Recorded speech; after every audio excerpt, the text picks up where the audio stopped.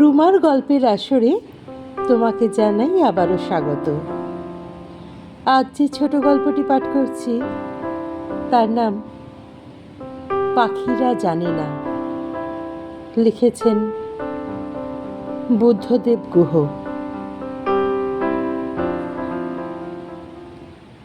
বুঝলাম তো, ইংরেজিতে বলে সল্ট লেক, বাংলায় কি বলে? রুনা কোমরে হাত দিয়ে অর্জুন গাছের ছায়ায় দাঁড়িয়ে সুজনকে শুধালো।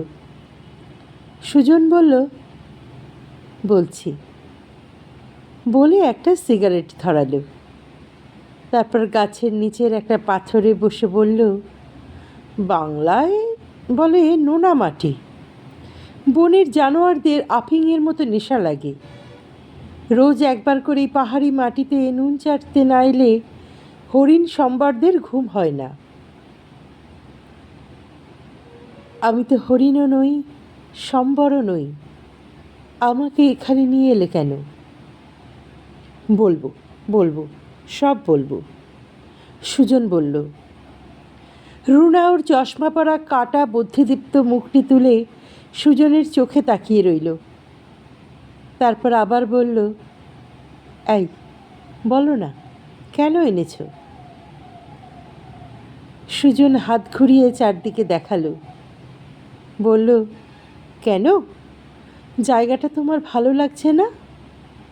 একপাশে পাহাড়, গাছগাছালি, কত পাখি ডাকছে, প্রজাপতি উঠছে, কাঁচপোকা গুনগুন করছে। শীতের দুপুরের লজ্জাবতী রোদ তোমার গায়ে এসে বসে পড়েছে। বাতাসে জিরহুল আর ফুলদাওয়াইয়ের গন্ধ ভেসে আসছে। তোমার ভালো লাগছে না? রুনা বলল, আমি কি বলেছি ভালো লাগছে না? তাহলে শোনো, বলছি। এই হলো আমার কনফেশনাল, আর তোমাকেই আমার সাক্ষী করব। আমি খ্রিস্টান নই, আমি কোনো গির্জায় যাইনি কখনো। আমি শুধু এই নির্জন নদী, পাহাড়, বনকে চিনি, আর তোমাকে চিনি। কোনো অচেনা স্যাঁতস্যাঁতে গির্জার উঁচু সিলিংওয়ালা ঠান্ডা ঘরে কোনো গম্ভীর পাদ্রির সামনে নতজানু হয়ে ভয়ে ভয়ে আমার দোষ স্বীকার করার চেয়ে আদিকন্ত আকাশের নিচে এই সবুজ আস্তরণের আড়ালে নোনামাটির পাশে তোমার কাছে হাঁটু মুড়ে বসে তোমার চোখের দিকে তাকিয়ে আমার অপরাধ স্বীকার করা অনেক সহজ বলেই তোমাকে আজ এখানে ডেকে এনেছি। রুনা প্রথমে কেমন অস্বস্তি ভরা চোখে চারদিকে চাইল। তারপর বলল, কি যে পাগলামি করো জানি না। দাদা বৌদি ঘুম থেকে উঠলে হয়তো খোঁজাখুঁজি করবেন, সমস্ত বাংলো তোলপাড় করবেন। করবে না। তুমি কি এখনো ফার্স্ট ইয়ারের ছাত্রী আছো নাকি? তাছাড়া তারা নিজেরা এখন এমন সুব্যস্ত আছে যে তোমার খোঁজ করবার সময় নেই তাদের। ভারী খারাপ তো তুমি, ফিরে চলো না, বলে দেব। তা দিও, আমি ভয় করি না। সত্যি কথা বলতে কি, আমি এখন আর কিছুকেই ভয় করি না। তুমি তো বীরপুরুষ। বীরপুরুষ নই, বরঞ্চ দায়িত্বজ্ঞানহীন বলতে পারো। এখন কীরকম যেন হয়ে গেছি। ওরকম ছটফট করছো কেন? চুপ করে কি একটুক্ষণও বসে থাকতে পারো না? রুনা ধমকে বলল। সুজন পাঞ্জাবি পায়জামা গুটিয়ে শালটা গায়ে জড়িয়ে নিয়ে আসন পিড়ি হয়ে বসে পড়ল পাথরটায়। বলল, এই বসলাম। তারপর অনেকক্ষণ ওরা দুজনে চুপচাপ নোনামাটির দিকে চেয়ে বসে রইল। মন্থর হাওয়াটা লাল মাটিতে আর পাথরে শুকনো শালপাতাগুলোকে নাড়িয়ে চাড়িয়ে মচমচানি তুলে বনে বনে আলতো পায়ে ঘুরে বেড়াচ্ছে। এক ঝাঁক টিয়া কাছের একটা শাল গাছের সমস্ত পাতা যেন ছেয়ে বসেছে। ট্যাঁ ট্যাঁ ট্যাঁ করে নিজেদের মনে কত কি বলছে। রুনা বলল, শীতের দুপুরে রোদটা দারুণ লাগে না? দারুণ, ঠিক তোমার মতো। রোদে বসে ঘরে গেলে যেমন শীত অনেক বেশি লাগে, তুমি কিছুক্ষণ কাছে কাছে থেকে তারপর চলে গেলে আমার মনের ঘরের বরাবরের শীতটা হঠাৎ একেবারে অসহ্য লাগে। দু এক দিনের জন্যে কেন যে তুমি আমার কাছে আসো তা তুমি জানো। রুনা কথাটা চাপা দিয়ে বলে উঠল, এবার দেখছি তোমারও কপালের পাশে দু একটা রূপলি রেখা ঝিলিক মারছে।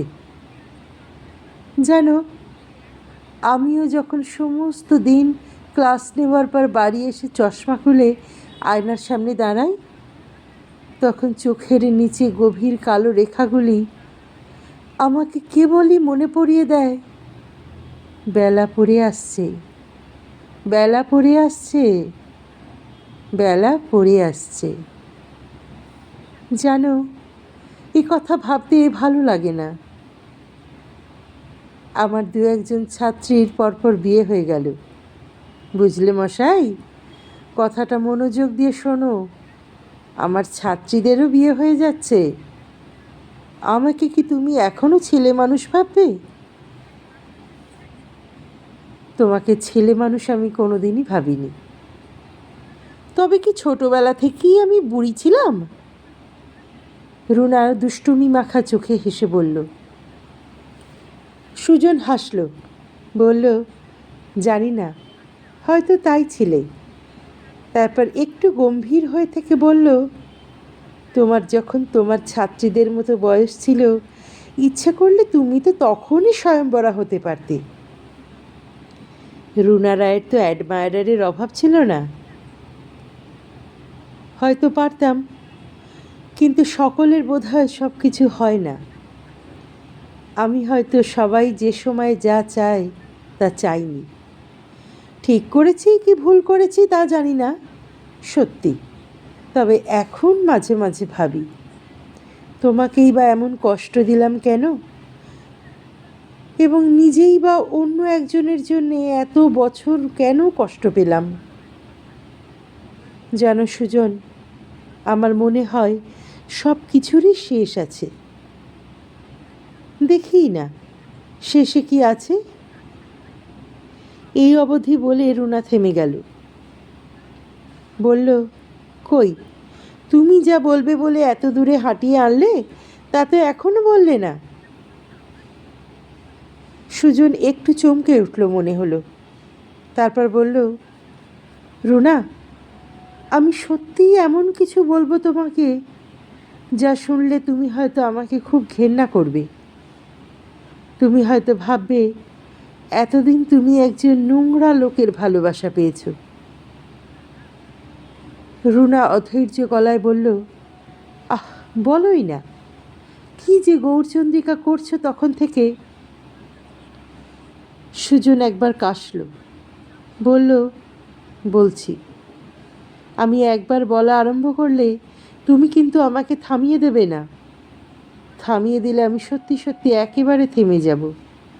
আমি আর কিছুতেই শুরু করতে পারবো না। কাল কি, মানে কাল রাতের কথা বলছি রুনা, তুমি মনোযোগ দিয়ে শোনো আমি যা বলছি। আগে না আমারও খুব ঘুম গাঢ় ছিল, কিন্তু গত কয়েক মাস আমি ভালো করে ঘুমোতে পারিনি। সারাদিন কাজে কর্মে থাকি, বিকেলের পর থেকে এত ক্লান্তি লাগে মনে হয় রাতে বিছানায় শোবো আর ঘুমাবো। কিন্তু যেই বিছানায় শুই, তোমার মুখ, তোমার চোখ, তোমার হাসি, তোমার কথা বলা, তোমার সব কিছু আমার মাথার মধ্যে ভিড় করে আসে। রোজ রোজ রাতে আমি চোখ বুজে থাকি, পাছে চোখ খুলে অন্ধকারকে দেখতে হয় সেই ভয়ে। বারে বারে পাশ ফিরে শুই, ঘুমাবার চেষ্টা করি, কিন্তু পারি না। কখনো বা মাঝরাতে ঘুম ভেঙে যায়। বাংলোর হাতার ঝাঁকড়া মহুয়া গাছের ডালে অন্ধকারে কোনো নাম না জানা নিরাবয়ব পাখি নড়ে চড়ে বসে। গেটের কাছে মহুয়া মিলনের রাস্তায় জোনাকির ঝাঁক নিঃশব্দে ওড়ে। জানালা দিয়ে তারা ভরা আকাশ দেখা যায়। দূরের নদীর পাশে হিমেল হাওয়ায় হায়না ডেকে বেড়ায় হা হা করে। বুকের মধ্যেটা কেমন কেমন করে। রুনা উঠে দাঁড়িয়ে কি একটা যেন বলতে গেল। সুজন বাধা দিয়ে বলল, আমাকে শেষ করতে দাও, তুমি কোনো ইন্টারাপ্ট করো না। রুনা আবার পাথরটায় বসে পড়ল। বসে দুটো হাত কোলের ওপর রেখে মাটির দিকে চেয়ে বসে রইল। সুজন বলতে লাগলো, এসব তো গেল রোজকার কথা, এতে কোনো নতুনত্ব নেই। কালকের কথা বলি। তুমি শুয়ে পড়লে, বিধুদা বৌদিও শুয়ে পড়ল। তারপর অনেক সময় কেটে গেল, ঘুমোতে পারলাম না।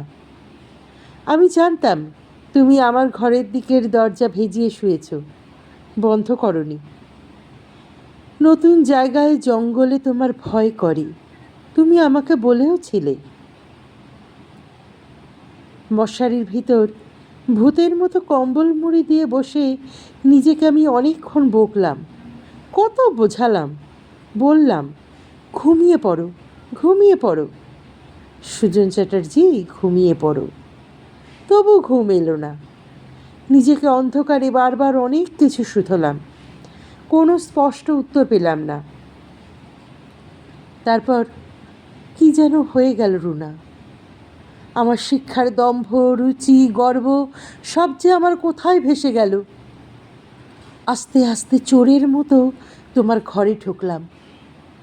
তারপর সে যেন কত যুগ, মনে হলো কত যুগ যুগান্ত। পা টিপে টিপে হেঁটে তোমার ঘরের দৈর্ঘ্যটুকু পেরোলাম। মশারির পাশে গিয়ে দাঁড়ালাম। বাইরের বারান্দায় হ্যাজাকটা তখন ফ্যাকাশে হলুদ মুখে জ্বলছিল। হঠাৎ হ্যাজাকটার দিকে চোখ পড়তে আমার মনে হলো ও যেন আমার দিকে অবাক হয়ে দাঁড়িয়ে তাকিয়ে আছে। আমি এমন চৌর্যবৃত্তি করতে পারি ওর যেন তা বিশ্বাস হচ্ছিল না।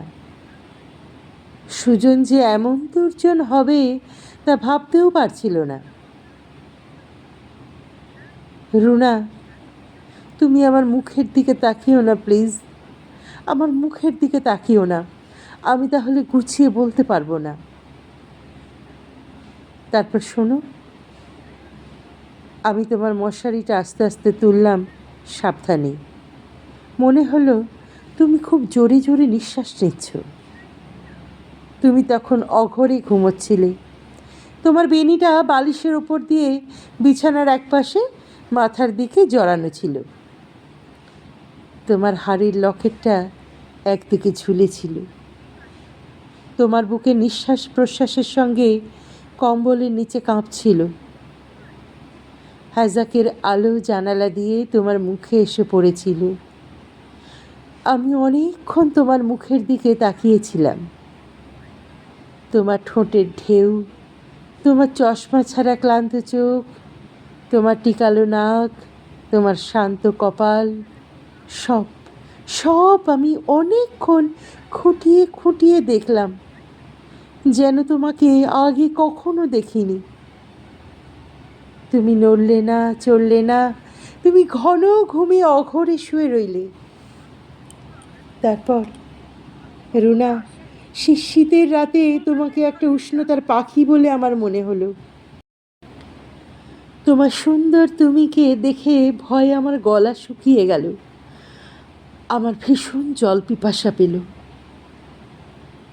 জানো রুনা, আমার মনে হলো, হঠাৎ আমার মনে হলো চাঁদের পিঠ থেকে দেখা ছোট্ট সুন্দর ঘূর্ণায়মান পৃথিবীটাকে যেন আমি মুঠি ভরে ধরে ফেলেছি। পৃথিবীতে আমার যা যা চাইবার ছিল আমি সব ভুলে গেছি। সেই ক্ষণটুকুর প্রাপ্তিতে শুধু বুঁদ হয়ে আমি তোমার ঘুমন্ত মুখের দিকে চেয়ে বসে আছি। জানো, সেই মুহূর্ত অবধি খুব ভালো লাগছিল। এমন সময় হঠাৎ, একেবারে হঠাৎই আমার জ্ঞান ফিরে এলো। আমার আবল্য বিবেক তার ফোলা ফোলা গলা নিয়ে যাত্রা দলের বিবেকের মতো ঢিলে ঢালা পোশাক পরে মুখে সুবুদ্ধির রং মেখে হাত নেড়ে আমাকে মরালিটির গান শোনাতে লাগলো। তারপর তোমার বুকে মুখ রেখে অনেকক্ষণ আমি কাঁদলাম, বারবার প্রার্থনা করলাম তুমি ঘুম ভেঙে উঠে আমাকে ওখানেই আবিষ্কার করো, আমাকে মারো, আমাকে অপমান করো, তোমার দাদা বৌদিকে ঘুম থেকে তুলে সব বলে দাও, আমাকে লাতেহারের কোতোয়ালির পুলিশে ধরিয়ে দাও, যা খুশি তুমি আমাকে তাই শাস্তি দাও। কিন্তু তোমার এমনই ঘুম যে তুমি ঘুমিয়েই রইলে। তুমি যদি তখনও ঘুম ভেঙে উঠতে, আমাকে হাতে নাতে ধরে অন্ধকারের লজ্জাহীনতায় শাস্তি দিতে, যদি দাঁতে দাঁতে চেপে আমাকে বলতে জানোয়ার, বলতে অসভ্য জঙ্গলি দুশ্চরিত্র, তবুও বোধহয় আমার এত লজ্জা, এত অপমান হতো না রুনা। এখন এক আকাশ আলোর নিচে বসে দিনের বেলায় তোমার সামনে তোমার দিকে মুখ করে আমাকে দুঃস্বপ্নের মতো গত রাতের কথা বলতে হচ্ছে। আমাকে তুমি ক্ষমা করো না রুনা, তুমি আমাকে মারো, তুমি আমার গায়ে থুথু দাও। কাল রাতের পর থেকে আমি এক ভীষণ অস্বস্তিতে আছি রুনা, তোমার কাছে ভীষণ ছোট, বরাবরের মতো ছোট হয়ে গেছি। রুনা পাথরে বসে মাটির দিকে চেয়ে পায়ের নখ দিয়ে মাটিতে দাগ কাটছিল। শালবনের পাতায় পাতায় ঝাঁপ দিয়ে এক ফালি রোদ পিছলে এসে রুনার মুখে পড়েছিল। রুনা একটা খয়েরি জংলা কাজের বাটিকের শাড়ি পরেছিল, গায়ে সাদা শাল। রুনা কোনো কথা বলল না, মুখ নিচু করে পায়ের নখ দিয়ে মাটিতে দাগই কেটে চলল। সুজন কিছুক্ষণ চুপ করে মাটির দিকে চেয়ে হঠাৎ যেন অধৈর্যে ফেটে পড়ল।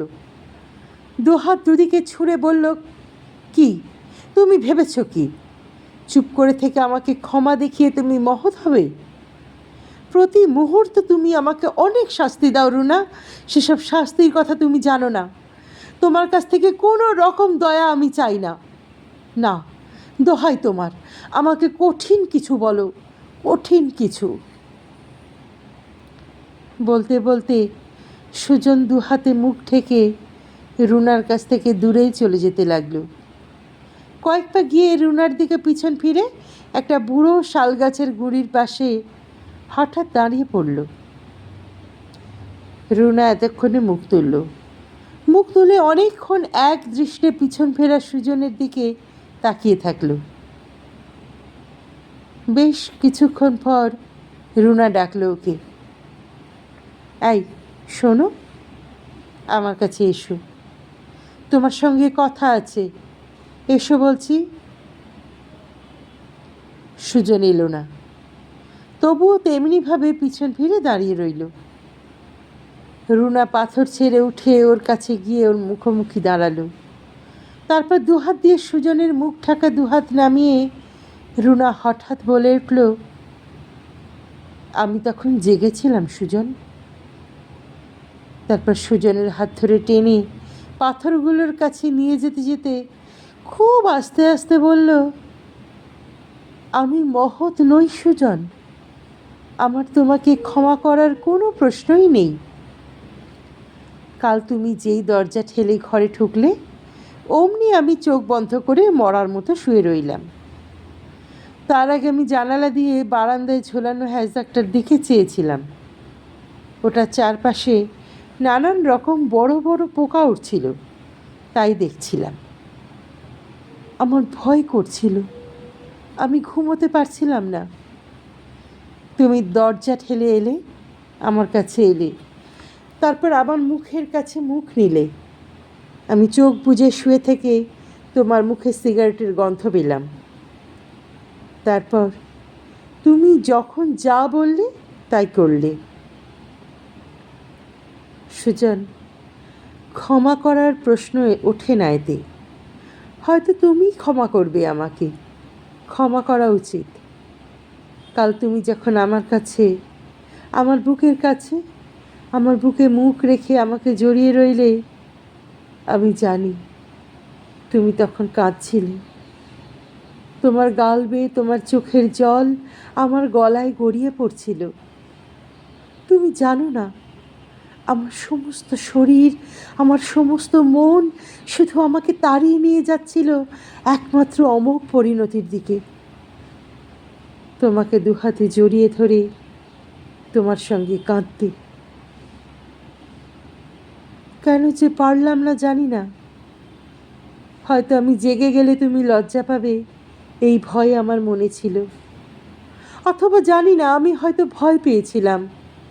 ভেবেছিলাম শরীরের ছাই চাপা আগুনে ফুঁ দিলে হয়তো আমার নিজের ইচ্ছায় তার নিভবে না। এই অবধি বলে রুনা থেমে গেল। পরক্ষণেই হঠাৎ বলে উঠল, তুমি কেন আমাকে নিয়ে তোমার যা খুশি করলে না সুজন? পরে যা হতো হতো। আমি কি বুঝি না যে তুমি আমাকে চেয়ে চেয়ে ক্লান্ত হয়ে গেছ? অথচ তুমি জানো, ভালো করেই জানো, যে আমিও একজনকে চেয়ে চেয়ে তোমার মতোই ক্লান্ত হয়ে গেছি। আমরা দুজনেই অত্যন্ত ক্লান্ত। আমাদের পথ এক, কিন্তু গন্তব্য অন্য। তুমি যদি তোমার যা খুশি তাই করতে, আমরা না হয় এই দীর্ঘ শীতল পথের মাঝামাঝি এসে উষ্ণ আশ্রয়ে কিছুক্ষণ দুজনকে দুজনে বুকে জড়িয়ে জিরিয়ে নিতাম। এই ক্লান্তি আমারও অসহ্য লাগে। তোমার মতো যা মনে হয় তা গুছিয়ে চিঠিতে লিখতে পারি না আমি, কিন্তু আমার মনে তো কথা জমে। আর ক্লান্তিও তো ক্লান্তি, আর যন্ত্রণাও তো যন্ত্রণা। তুমি কেন আমাকে বোঝো না সুজন? তুমি কেন? কোনো দিন আমাকে একটুও তুমি কেন বুঝলে না?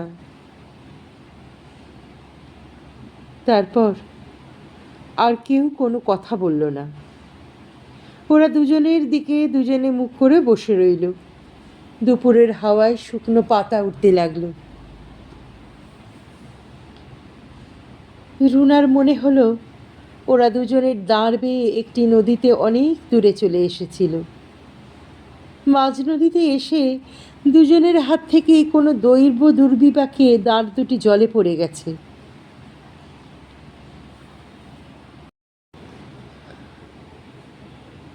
ওরা দুজনে দাঁড়বিহীন নৌকায় বসে চারিদিকে ঢেউয়ের দিকে চেয়ে আছে।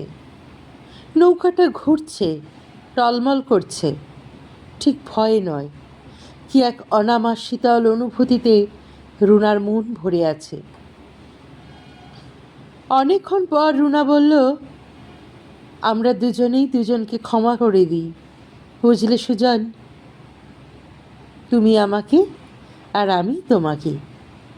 দুজনে দুজনকে যা দিতে চেয়েছিলাম তা দিতে পারিনি বলে ক্ষমা করে দিই। সুজন যেন ঘুম ভেঙে উঠে বসল। কাল হয়তো আমরা দুজনেই ভুল করেছিলাম। আজ সে ভুল শোধরানো যায় না রুনা? রুনা যেন ভয় পেল। ভয় পাওয়া গলায় বলল, তা হয় না। এমনভাবে দুজনের কাছে দুজনে ধরা পড়ার পরে আজ রাতের প্রাঞ্জল অন্ধকারে সে আর হয় না। কাল হলে অন্য কিছু হতো, সিন্ডারেলার স্বপ্নের মতো, ঠাকুমার ঝুলির গল্পের মতো। আমি রাজকন্যা হয়ে পদ্ম ফুলের পালঙ্কে ঘুমোতাম, তুমি ভিনদেশী রাজকুমার হয়ে আমাকে চুরি করতে আসতে।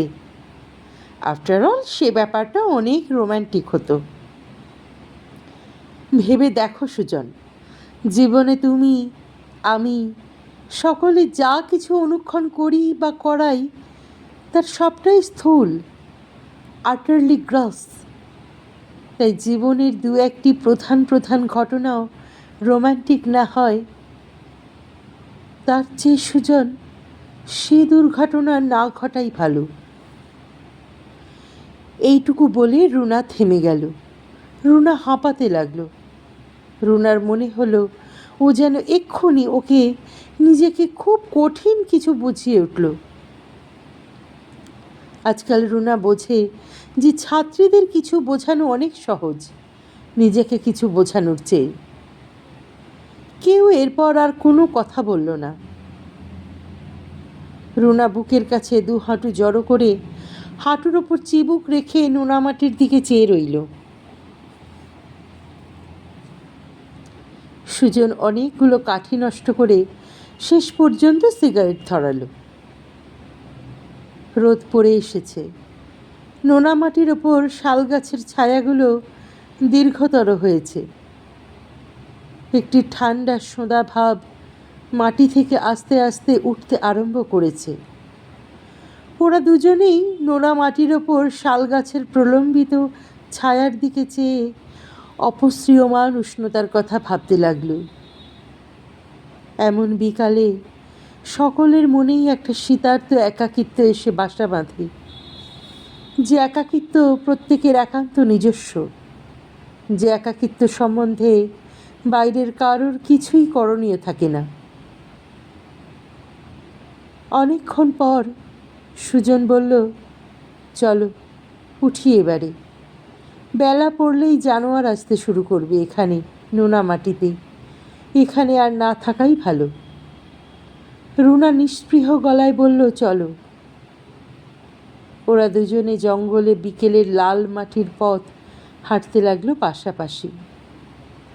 কিছুক্ষণ হাঁটার পর সুজন রুনার হাতটা নিজের হাতে দিয়ে যেন নিঃশব্দে কোনো প্রশ্ন করল। রুনা নিঃশব্দ উত্তরে সুজনের হাতে ওর হাত দিয়ে চাপ দিল। ওরা কথা না বলে হাঁটতে লাগলো। সুজনের হাতের আঙুলগুলির সঙ্গে ওর আঙুলগুলি ছুঁয়েই রাখল রুনা। হঠাৎ রুনা বলে উঠল, আচ্ছা, তুমি আমাকে ভালো করে শিক্ষা দিতে পারো না? শিক্ষা দেওয়া যাকে বলে। সুজন চমকে উঠে বলল, কাকে? কাকে আবার? যে তোমাকে এতদিন ধরে এমনভাবে কষ্ট দিচ্ছে তাকে। রুনা এক ঝলক রোদের মতো হেসে উঠল, বলল, বেচারির কী দোষ? সব দোষ আমার।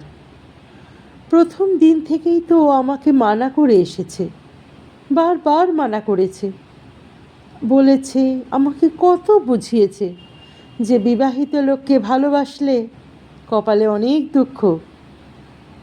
ও তো সবসময়ই বলে, অন্যকে দুঃখ দিয়ে নিজে কখনো সুখী হওয়া যায় না।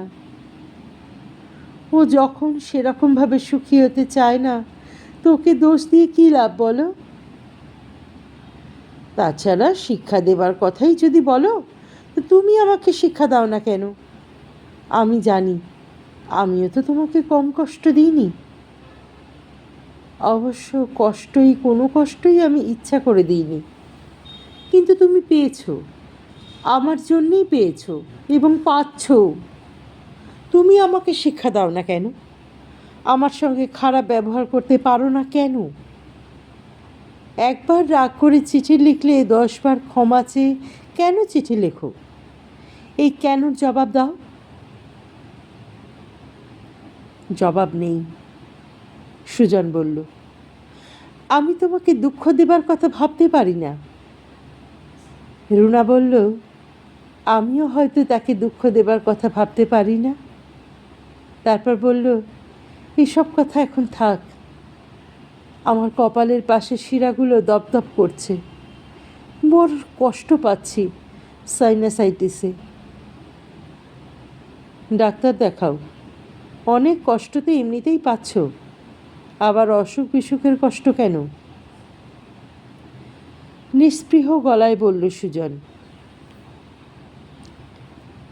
রুনা সে কথা গায়ে না মেখে বলল, জানো, তোমার জন্য একটি সুন্দর পুলোভার বুনছি, তোমাকে দারুণ মানাবে। বুনো না। কেন? আমার অনেক সোয়েটার পুলোভার আছে, যা চাই মুঠি উপুর করে, তা যখন কোনো দিনও দিতে পারলে না, তখন এসব থাক না। তুমি ওরকম করো না, সত্যি বলছি, আমার খারাপ লাগে। তুমি ভালো করেই জানো যে আমার খারাপ লাগে। তাহলেও পুলোভার চাই না আমার। তার চেয়ে কোনো বই বা রেকর্ড কিনে রেখো, পরের বার কলকাতায় গেলে নিয়ে আসবো। কিছুদিন আগে লারাস থিম পাঠিয়েছিলে, মনে আছে? কি যেন নাম রেকর্ডটার? সামহেয়ার মাই লাভ, রুনা বলল। ওই রেকর্ডটা শুনে বুকের মধ্যেটা কেমন যেন করে। তোমার কথা মনে হয়, তুমি যেন লারা। রুনা হেসে উঠল, বলল, আমি লারা হলেই, তুমি যদি ডক্টর জিভাগোর মতো কেউ হতে পারো, তাহলে আমি লারা হতে রাজি। সুজন অন্যদিকে চেয়ে বলল, সুযোগ দিলে কোথায়? আমি কি হতে পারতাম আর কি হতে পারতাম না, তা নিয়ে তুমি কখনো ভেবেছ? তোমার ভাববার সময় কই? অথচ আমি, থাক, এসব কথা অনেকবার বলেছি। রুনা সুজনের দিকে মুখ ফিরিয়ে বলল, আমার সুন্দর সুজন, তুমি জানো না, তুমি কিচ্ছু বোঝো না। যখন উল্কাটা নিয়ে বসি, তখনই তোমার কথা ভাবি। তোমাকে চোখের সামনে দেখতে পাই, দেখি তুমি আমার সোয়েটার গায়ে দিয়ে জিপ চালিয়ে জঙ্গলে জঙ্গলে ঘুরে বেড়াচ্ছ, কাজ দেখে বেড়াচ্ছ। তুমি আদিবাসী কাঠুরিদের সঙ্গে হাত নেড়ে নেড়ে কথা বলছো। তুমি আকাশে সিগারেটের ধোঁয়ার রিং ছুটছ। সব সব এসব কি একেবারেই কিছু নয়? এসবের কোনো দাম নেই? জানি না, আমি জানি না, সুজন বলল। তোমার হয়তো মনে নেই, গতবার তুমি যখন কলকাতায় গেছিলে, আমার ঘরে আমার সাধের সর্ষে রাঙা বেড কভারটার ওপর কফি ঢেলে ফেলেছিলে, মনে আছে? তোমাকে কত করে বললাম ঘরের কোণা রেজিস্টারটায় বোঝো, তুমি শুনলেই না। ভীষণ হাসতে হাসতে তুমি কাপ শুদ্ধ কফি ঢেলে ফেললে, চাদরটায় দাগ হয়ে গেল। কি হাসি হাসছিলে বাবা! আচ্ছা, তোমার মনে আছে কি নিয়ে তুমি অত হাসছিলে? না, আমার মনে নেই। এত ছোট ছোট টুকরো টুকরো কথা আমার মনে থাকে না। আমার থাকে। আমরা মাই ফেয়ার লেডি দেখতে গিয়েছিলাম। তুমি সিনেমা থেকে ফিরে রেক্স হ্যারিসনকে নকল করে আমাকে ফোনেটিক্স শেখাচ্ছিলে। ব্যাস, হাসতে হাসতে। তোমার আজ কী হয়েছে সুজন? কিছু তো হয়নি। রুনা বলল, তোমার কাছে যা অবান্তর, আমার কাছে তা হয়তো নয়। তাছাড়া সব কথা মনে থাকে না, শুধু তোমার কথাই মনে থাকে, এবং আর একজনের কথা। তুমি জানো না সুজন, সেই বেড কভারটার কফির দাগ ধোপাবাড়ি দিয়েও ওঠেনি বলে আমি ভীষণ খুশি। সেদিনই ওই চাদরটা পাতি, যেদিন তোমার কথা মনে পড়ে। মনে পড়ে যায় সেদিন তোমার জন্মদিন ছিল। আমার কিনে দেওয়া একটি সিল্কের হাওয়াই শার্ট পরে আধশোয়া ভঙ্গিতে তুমি খাটে বসেছিলে। পাশের ফ্ল্যাটের হাসিদির রেডিওতে কণিকা ব্যানার্জির গান হচ্ছিল। সব যেন চোখের সামনে দেখতে পাই, শুনতে পাই। তোমার কথা মনে পড়ে। তোমার জন্যে মনটা ভীষণ খারাপ লাগে যখন বেড কভারটা পাতি। রুনা আবার বলতে লাগলো, জানো সুজন, এই যে তোমার কথা ভাবি, সব সময় আমার মনে হয় তুমি হেঁটে বেড়াচ্ছ, হাত নেড়ে কথা বলছো, তুমি সিগারেট খাচ্ছ। এই যে 7 দিন তোমার চিঠি না এলে ডাক পিয়নের ওপর রেখে যাই, যখনই একটু অবকাশ পাই অফ পিরিয়ডে বাস স্টপে দাঁড়িয়ে কলের ঝড়ঝড়ানি শুনতে শুনতে চান করতে করতে, তখনই তোমার কথা এই যে ভাবি, আমার মনে হয় এর নামই ভালোবাসা। আমার ভালোবাসা এই রকমই। তোমাকে যে সবসময় দিতে পারি তা কিছুই নয়। কিছুই নয় বলেই তুমি দুহাত দিয়ে ঠেলে সরিয়ে দাও। আর যা তোমাকে আমি দিতে পারি না তার জন্য সব সময় তুমি আমাকে অপমান করো। অপমান করার কথা বললে অন্যায় করবে রুনা। আমি তোমাকে কোনো দিন অপমান করিনি, করতে চাইনি। তুমি একজন সুন্দরী ভদ্রমহিলার স্বামী এবং 10 বছরের একটি ছেলের বাবাকে ভালোবেসে, সেই ইনকনসিডারেট লোকটিকে ভালোবেসে তোমার জীবনের সবচেয়ে ভালো সময়টুকু নষ্ট করলে এবং তার সঙ্গে আমার জীবনটাও নষ্ট করে দিলে। বলো তুমি, এ কথা সত্যি না? তুমি তো প্রতি মুহূর্তে আমার সমস্ত অস্তিত্বকে অপমান করছো। করো। আমি যে একটা মানুষ এ কথাই তুমি কোনোদিনও ভেবে দেখোনি। এটা অপমান করা নয়? এর চেয়ে বেশি অপমানের কথা তো আমি ভাবতে পারি না। সত্যিই তুমি আমার সমস্ত জীবনটা নষ্ট করেছ। কেউ কারো জীবন নষ্ট করতে পারে বলে আমার মনে হয় না সুজন। তুমি বিনা কারণে আমাকে দোষ দিও না। দোষ দেব না কেন? তুমি যে তাই করেছ। রুনা সুজনের হাত ছাড়িয়ে দিয়ে চশমাটা খুলে শাড়ির আঁচল দিয়ে একটু মুছে নিল। তারপর আস্তে আস্তে, যেন কথাগুলো বলতে ওর খুব কষ্ট হচ্ছে, এমনভাবে বলল, জানো সুজন, কারো জীবন নষ্ট করার কথা জানি না, তবু বলবো তাকে ভালোবেসে শুধু কষ্টই পেয়েছি, আর তোমাকে ভালোবেসে শুধুই আনন্দ। তোমার আমার যে সম্পর্ক সেটা তার আমার সম্পর্কের চেয়েও অনেক বড় সম্পর্ক, একটা অন্য সম্পর্ক। কাল রাতে চোরের মতো তোমাকে আমার ঘরে ঢুকতে হয়েছিল, অথচ তোমাকে যা দিয়েছি আমি সব সময় দিই, তার তুলনায় তুমি যা চুরি করতে গেছিলে তা হয়তো একেবারে কিছুই নয়। অথচ দেখো, আমার বিশ্বাস তুমি না হয় যদি সে কাল আমার পাশের ঘরে শুয়ে থাকতো, জানি না সুজন, হয়তো আমি তোমার মতো চুরি করে তার কাছে যেতাম। এই নিয়ে আমি অনেক দিন ভেবেছি সুজন। আমার আজকাল কেমন যেন একটা দৃঢ় ধারণা হয়ে গেছে যে জীবনে ভালোবাসা পাওয়াটাই সব নয়।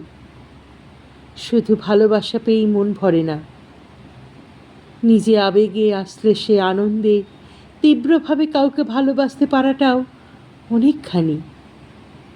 তুমি যার কথা বলছো সে আমাকে যেমন চুম্বকের মতো আকর্ষণ করে, অত্যন্ত নির্লজ্জের মতোই বলছি, তার ভালোবাসা আমার সমস্ত শরীরে জ্বালা ধরিয়ে, আমার সমস্ত সত্তায় অস্বস্তি ভরিয়ে আমাকে যেমনভাবে ডাক দেয় তেমন করে কেউ কোনো দিন আমাকে আকর্ষণ করেনি, ডাকেনি। ঠিক তাকে যেমন করে ভালোবাসি তেমন করে অন্য কাউকে ভালোবাসতে পারলাম না। সজ্ঞানে সে ছাড়া আমি কারো বুকে শুয়ে থাকার কথা ভাবতেও পারি না সুজন। তার ভালোবাসা আমার সমস্ত জীবনময় রং মশালের মতো জ্বলে, জ্বালায়। অথচ তোমার ভালোবাসা এই জঙ্গলের শান্ত ছবির মতো আমার মনকে এক সুন্দর শান্তিতে ভরে দেয়। অথচ দেখো, আমি তোমাদের দুজনকেই চাই, অথচ কত অন্যরকমভাবে চাই। সুজন অনেকক্ষণ কোনো কথা বলল না। রুনা বলল, কি কিছু বলছো না যে? সুজন হাঁটতে হাঁটতে বেশ ঝাঁঝালো গলায় বলল, তুমি হয়তো বক্তৃতা দেবার সময় ভাবো তোমার ছাত্রীদের সামনে বক্তৃতা করছো, কিন্তু তোমার ছাত্রীরা সব কিছু যত সহজে বোঝে আমি বুঝি না। আমি শুধু এইটুকুই বুঝি যে তুমি স্বার্থপর, বেশ স্বার্থপর। নিজের কথা ছাড়া অন্য কারো কথা তুমি কখনো ভাবনি। রুনা সেই আসন্ন সন্ধ্যার মতো এক চিলতে বিষণ্ণ হাসি হাসল। শুকনো গলায় বলল, তাতে তুমি বলবেই। বলবো না? 100 বার বলবো। তুমি অত্যন্ত খারাপ, বাজে, অত্যন্ত স্বার্থপর মেয়ে। রুনা চমকে উঠে বলল, কি বললে? সুজন আবার কেটে কেটে বলল, তুমি একটি সস্তা বাজে মেয়ে। তোমাকে ভুল বুঝে আমার সমস্ত জীবনটা নষ্ট হয়ে গেছে। রুনা যেন কেঁপে উঠল, যেন ডাঙায় তোলা মাছের মতো হাঁ করে নিঃশ্বাস নিল। মুখে কিচ্ছু বলল না। সুজন এবার বেশ ঘৃণার সঙ্গে বলল, আমি সত্যিই জানি না তুমি আমার কাছে কেন আসো। এত বছর আমাকে এমনভাবে প্রতি মুহূর্তে ফেরানোর পর তবু তুমি এদেশে আছো কেন? তুমি দূরে কোথাও চলে যেতে পারো না? কোনো চাকরি নিয়ে? দূরে, এত দূরে যে কখনো আর তোমাকে দেখতে না হয়। প্রতি মুহূর্তে তুমি আমারই চোখের সামনে দিয়ে তোমার প্রেমিকের কাছে যাবে, আমারই সামনে সব সময় তার কথা বলবে। এ আর আমার সহ্য হয় না রুনা। কোনো দিন অন্য কারো প্রেমিকাকে আমি ভালোবাসতে চাইনি। তোমাকে একটুও সহ্য করতে পারি না, আজকাল এক মুহূর্ত সহ্য করতে পারি না। রুনা অনেকটা পথ কোনো কথা বলল না। তারপর হঠাৎ যেন অন্ধকারে কিছু খুঁজে পেয়েছে, এমনইভাবে ওর কাঁধে ঝোলানো অফ হোয়াইট রঙা ব্যাগটা হাতড়ে কি একটা কাগজ বের করে সুজনের হাতে দিল। বলল, মনীষার চিঠি। সুজন বিরক্ত গলায় বলল, কি লিখেছে কি? রুনা আস্তে আস্তে বলল, আমার বাইরে যাবার সব ঠিক হয়ে গেছে সুজন। এবার আমি এখানে এসেছিলাম কেবল এই কথাটাই তোমাকে জানাতে। আমার ভয় ছিল তুমি দুঃখ পাবে, তুমি হয়তো বাধা দেবে। তোমাকে কথাটা বলি বলি করেও এ পর্যন্ত বলতে পারিনি। ঠিক করেছিলাম কথাটা তোমাকে এখানে জানানো যাবে না। এইভাবে ভেবেছিলাম, এইভাবে জানালে হয়তো তুমি শুনবে না। তোমার দিক থেকে যে কোনো আপত্তি নেই, এই কথাটা তুমি নিজে থেকে বলে আমাকে যে কি ভীষণ বাঁচালে তুমি জানো না সুজন। আমারও ভালো লাগে না, আমিও দূরে যেতে চাই, যেখানে কোনো চেনা লোক নেই। এই অবধি এক নিঃশ্বাসে বলে রুনা বলল, বাংলো তো আর বেশি দূরে নেই। আমি একটু বসলাম, বুঝলে, আমার মাথার যন্ত্রণাটা ভীষণ বেড়েছে। একটি ক্ষীণা পাহাড়ি নদী পথের ওপর দিয়ে বয়ে গেছে। তার ওপরের কালভার্টের ওপর রুনা বসে পড়ল। কালভার্টের নিচ দিয়ে কুলকুল করে জল বইছে। গাছের ছায়া দুপাশে ঝুঁকে পড়েছে নদীতে। সামনেই পথটা একটা বাঁক নিয়েছে। তার সামনে অনেকখানি ফাঁকা জায়গা। বাজরা আর সর্ষে লেগেছে সেখানে।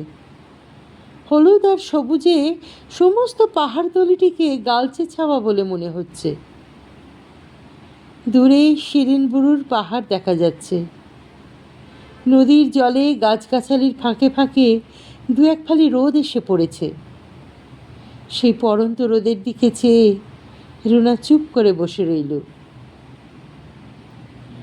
সুজন রুনার দেওয়া বিদেশের টিকিট মারা চিঠিটা খুলতে খুলতে বলল, তুমি বাইরে যাবে তাতে আমি দুঃখ পাবো কেন? তুমি কি করবে না করবে তাতে আমার কি?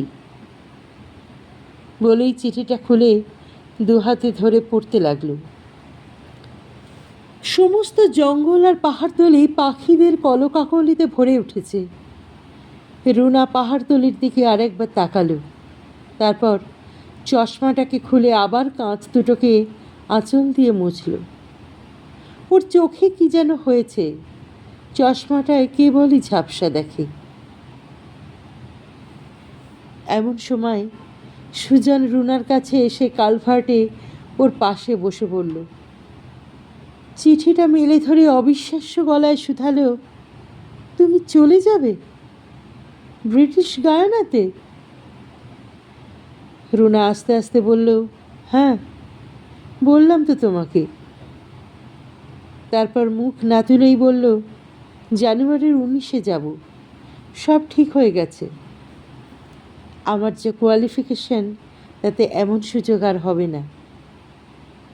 ভালো চাকরি, অ্যাপার্টমেন্ট ওরা দেবে, 5 বছর পর হোম লিভ। মনীষা যা লেখে ওখানকার ক্লাইমেটও নাকি ভালো, অনেকটা আমাদেরই মতো, শীত নেই বললেই চলে।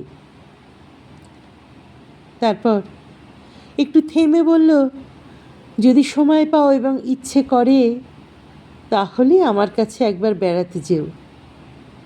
তোমার এখানে তো কতবার আমি বেরিয়ে গেলাম। যদি রুনা, সুজন চিৎকার করে উঠল, রুনা তুমি জানো যে তুমি যাবে না। রুনা অবাক হয়ে মুখ তুলল, বলল, বাহ, কী যে বলো, সব ঠিকঠাক হয়ে গেল, কত কষ্ট করে টাকা পয়সা সব জোগাড় করলাম, এখন যাব না কেন? তাছাড়া এখানে আমার আছেটা কি? কি আছে আমার? সুজন, আমার তো কোনো পিছু টান নেই।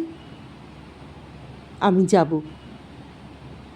তুমি যাবে না, তুমি যাবে না। বলতে বলতে চিঠিটাকে হঠাৎ হাতের মুঠোয় পাকিয়ে মুঠো করে জলে ছুঁড়ে ফেলে দিল সুজন।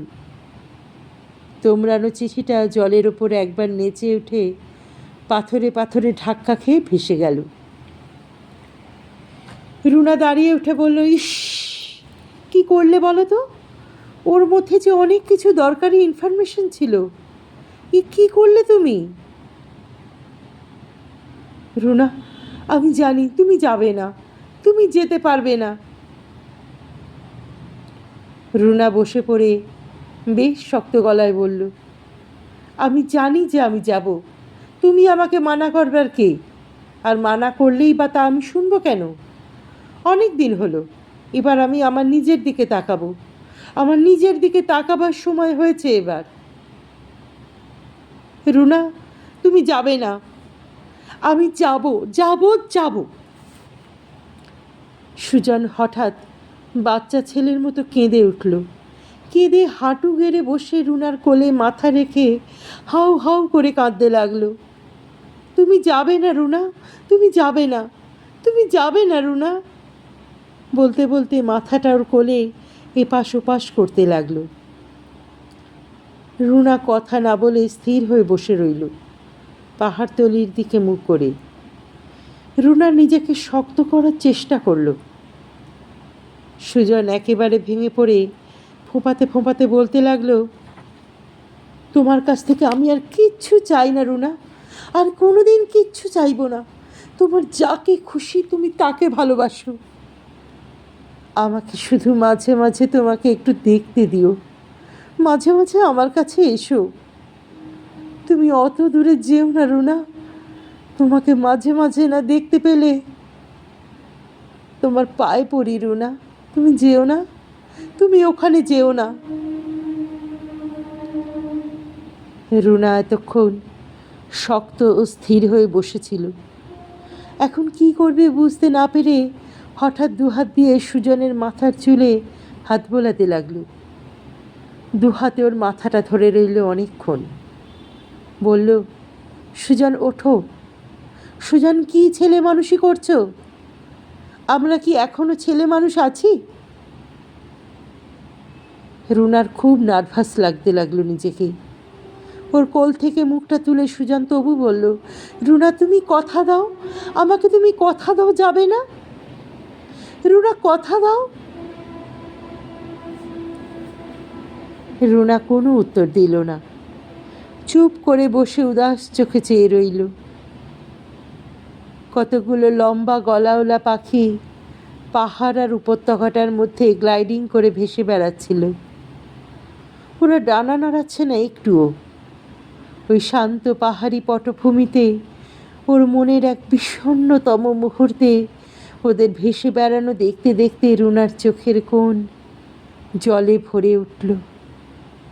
ওর মনে হলো ওই নাম না জানা পাখিগুলোর মতো ও বুঝি ভেসে বেড়াচ্ছে। শাড়ি পরার পর থেকে, বড় হওয়ার পর থেকে ও ইচ্ছের ডানা নাড়া একেবারে ভুলে গেছে। কোথায় বাসা ছিল ভুলে গেছে, কোথায় যে বাসা বাঁধবে তাও সঠিক জানা নেই। এদিকে সন্ধে হয়ে আসছে, উষ্ণতা মরে যাচ্ছে। শীতের রাতের নিশ্চিত কালো হাত ওর দিকে ধীরে ধীরে প্রসারিত হচ্ছে। তবুও এখন ওই পাখিদের মতোই ও ভেসে বেড়াচ্ছে। রুনার দুগাল চোখের জলে ভেসে যেতে লাগলো। চশমার কাঁচ দুটো আবার একেবারে ঝাপসা হয়ে গেল। রুনা বুঝতে পারল না সে এখন কি করবে, ওর কি করা উচিত।